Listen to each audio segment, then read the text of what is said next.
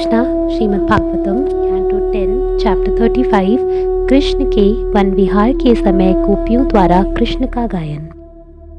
सुखदेव गोस्वामी ने कहा, जब भी कृष्ण वन को जाते थे तो गोपियों के मन उन्हीं के पीछे भाग जाते थे और इस तरह युवतियां उनकी लीलाओं का गान करते हुए खिन्नतापूर्वक अपने दिन बिताती थी। गोपियों ने कहा, जब मुकुंद अपने होठों पर रखी बांसुरी के छेदों को अपनी सुकुमार उंगलियों से बंद करके उसे बजाते हैं तो वे अपने बाएं गाल को अपनी बाईं बाह पर रखकर अपनी भौहों को नचाने लगते हैं।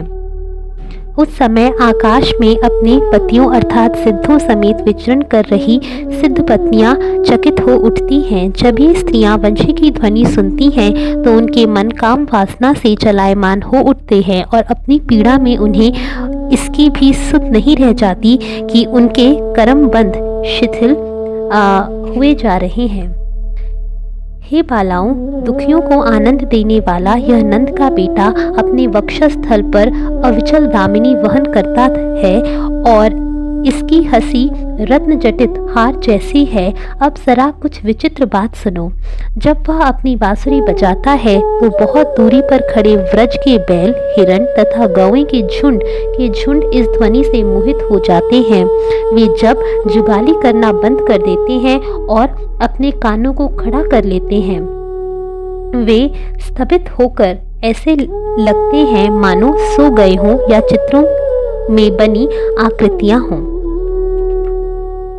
हे प्रिय गोपी, कभी कभी कृष्ण अपने को पत्तियों, मोरपंखों तथा रंगीन खनिजों से सजाकर पहलवान का वेश बनाते हैं। तत्पश्चात वे बलराम तथा ग्वाल बालों के साथ बैठकर गौओं को बुलाने के लिए अपनी बांसुरी बजाते हैं। उस समय नदियां बहना बंद कर देती हैं। उनका जल उस आनंद से स्तब्ध हो उठता है जिससे वे उस वायु की उत्सुकता पूर्वक प्रतीक्षा करते हुए अनुभव करती हैं जो उनके लिए भगवान के चरण कमलों की धूल लाएगा। किंतु हमारी ही तरह नदियां अधिक पवित्र नहीं हैं, अतः वे प्रेमवश कांपते हुए बाहों से उनकी प्रतीक्षा करती रहती है। कृष्ण अपने सखाओं के साथ जंगल में घूमते फिरते हैं। ये सखा उनके शानदार कार्यों का जोर शोर से यशोगान करते हैं। इस तरह वे पूर्ण पुरुषोत्तम परमेश्वर की तरह अपने अक्षय ऐश्वर्य का प्रदर्शन करते प्रतीत होते हैं। जब गायें पर्वत की तलहटी में घूमती हैं और कृष्ण अपनी वंशी की तान से उन्हें बुलाते हैं तो वृक्ष तथा जंगल की लताएं प्रत्युत्तर में फूलों तथा फलों से इतनी लद जाती हैं कि वे अपने हृदयों के भीतर भगवान विष्णु को प्रकट करती प्रतीत होती हैं। जब भार से उनकी शाखाएं नीचे झुक जाती हैं तो उनके तनों के तंतु तथा लताएं भगवत प्रेम से रोम जैसी उठ खड़ी होती हैं और वृक्ष तथा लताएं दोनों ही मधुर रस की वर्षा करने लगते हैं। कृष्ण द्वारा पहनी गई माला के तुलसी के फूलों की मधु जैसी दिव्य गंध से उन्मत्त भौरों के समूह उनके लिए उच्च स्वर में गुंजार करने लगते हैं और पुरुषों में सर्वाधिक सुंदर वह कृष्ण अपने अधरों पर अपनी वंशी रखकर और उसे बजाकर उनके गीत की धन्यवाद सहित प्रशंसा करते हैं। तब मनोहारी वंशी गीत सारसों, हंसों तथा झील में रहने वाले अन्य पक्षियों के चित्त को चुरा लेता है। निसंदेह ये सभी अपनी आंखें बंद किए और मौन साधे उनके पास जाते हैं और गहन ध्यान में उन पर अपनी चेतना को स्थिर करते हुए उनकी पूजा करते हैं। हे व्रज देवियों, जब कृष्ण बलराम के साथ खेल खेल में अपने सिर पर फूलों की माला धारण करके पर्वत के ढालों पर विहार करते हैं तो वे अपनी वंशी की गूंजती ध्वनि से सबों को आह्लादित कर देते हैं। इस तरह वे संपूर्ण विश्व को प्रमुदित करते हैं। उस समय महान पुरुष के अप्रसन्न होने के भय से भयभीत होकर निकटवर्ती बादल उनके साथ होकर मंद मंद गर्जना करता है। यह बादल अपने प्रिय मित्र कृष्ण पर फूलों की वर्षा करता है और धूप से बचाने के लिए छाते की तरह छाया प्रदान करता है। हे सती यशोदा माता, गौओं को चराने की कला में निपुण आपके लाडले ने वंशी बजाने की कई शैलियां खोज निकाली हैं। जब वह अपने बिंब सदृश लाल होठों पर अपनी वंशी रखता है और विविध तानों के स्वर निकालता है तो इस ध्वनि को सुनकर ब्रह्मा, शिव, इंद्र तथा अन्य प्रधान देवता मोहित हो जाते हैं। यद्यपि वे महान विद्वान अधिकारी हैं तो भी वे उस संगीत का सार निश्चय नहीं कर पाते, इसलिए वे अपना सिर तथा मन से नतमस्तक हो जाते हैं।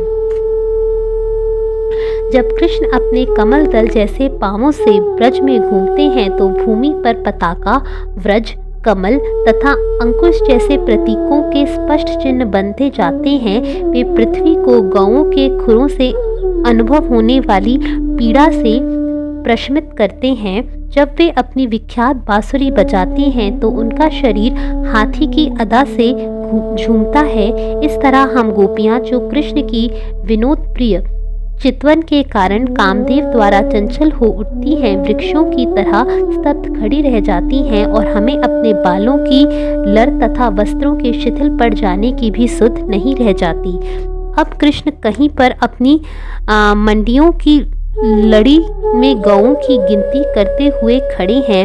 वे तुलसी के फूलों की माला पहने हैं जिनसे उनकी प्रिया की सुगंध बसती है और अपनी एक बाह अपने प्रिय ग्वाल मित्र के कंधे पर रखे हुए हैं। जो ही कृष्ण अपनी बांसुरी बजाकर गाते हैं तो उस गीत से कृष्ण हिरणों की पत्नियां आकृष्ट होती हैं और वे दिव्य गुणों के सागर कृष्ण तक पहुंचकर उनके पास बैठ जाती हैं। वे भी हम गोपियों की तरह पारिवारिक जीवन के सुख की सारी आशाएं त्याग चुकी हैं।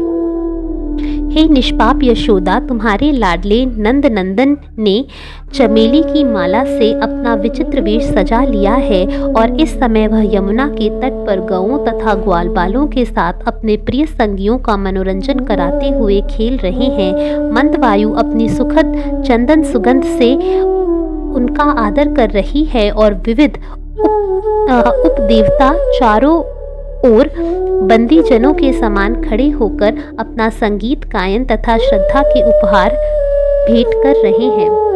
व्रज की गौओं के प्रति अत्यधिक स्नेह के कारण कृष्ण गोवर्धनधारी बने।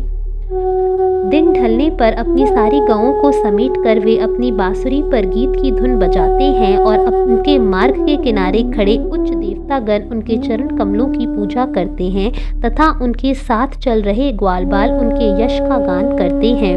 उनकी माला गौओं के खुरों से उठी धूल से धूसरित है और थकान के कारण बढ़ी हुई उनकी सुंदरता हर एक के नेत्रों के लिए आह्लाद युक्त उत्सव प्रस्तुत करने वाली है। अपने मित्रों की इच्छाएं पूरी करने के लिए उत्सुक कृष्ण माता यशोदा की कोख से उदित चंद्रमा है।